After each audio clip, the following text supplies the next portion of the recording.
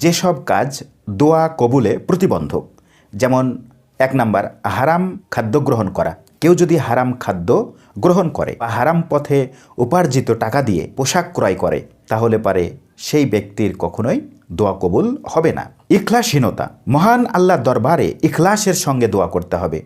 যদি তার ইখলাস না থাকে, ইখলাস মানে হচ্ছে বিশুদ্ধতা বা একনিষ্ঠতা, এটা যদি না থাকে তাহলে কখনোই সেই ব্যক্তির দোয়া কবুল হবে না। দোয়া কবুল হওয়ার জন্য তাড়াহুড়ো করা।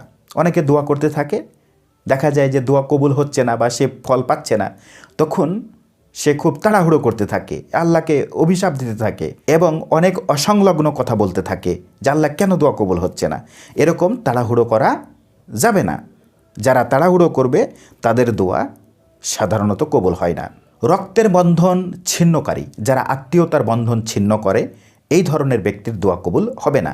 যারা অমনোযোগী, দোয়া করতে বসে যারা অমনোযোগী হয়, তাদের দোয়া কবুল হয় না।